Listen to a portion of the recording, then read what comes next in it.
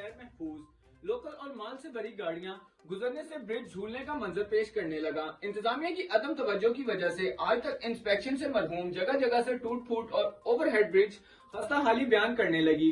Overhead bridge के ऊपर के हिस्से को बार बार कलर और रिपेयर तो कर दिया जाता है, मगर नीचे के हिस्से को देखना गवारा नहीं करते।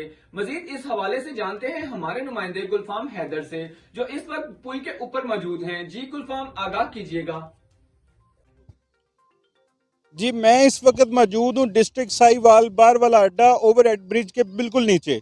मेरी बैक साइड पे आप देख सकते हैं ओवरहेड ब्रिज है और इसकी दीवारें जो देख सकते हैं, इसकी जो ईंटें हैं वो देख सकते हैं, जो बुनियादें हैं वो देख सकते हैं, खस्ता हाली का शिकार हैं।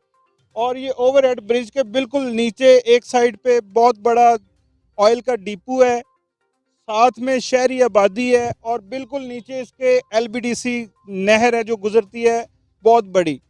तो मेरी इंतज़ामिया साहिवाल से ये गुजारिश है कि इस पुल के हवाले से कुछ सोचा जाए, इसकी इंस्पेक्शन करवाई जाए, उसको तामीर करवाया जाए। बाकी इसके जो हालत ज़ार है, मेरे कैमरामैन आपको ये नीचे वाली साइड दिखा रहे हैं, अब आपको ऊपर वाली साइड भी दिखाते हैं।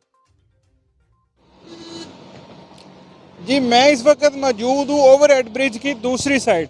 जैसा कि हमारे कैमरामैन ने आपको पहले नीचे वाला हिस्सा दिखाया और उसकी दीवारों के हवाले से दिखाया, अब हम आपको दिखा रहे हैं ऊपर वाली साइड और सिटी से जो बाहर वाला अड्डा की तरफ मेन साइड है वो दिखा रहे हैं।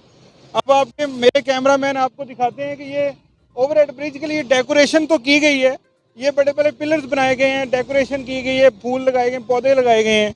और इसके अलावा जो इसके बिल्कुल ऑपोजिट देख लें आप, मेरे कैमरामैन आपको दिखाते हैं कि जो सड़क है, जो रोड है, उसका बुरा हाल है, टूट फूट का शिकार है।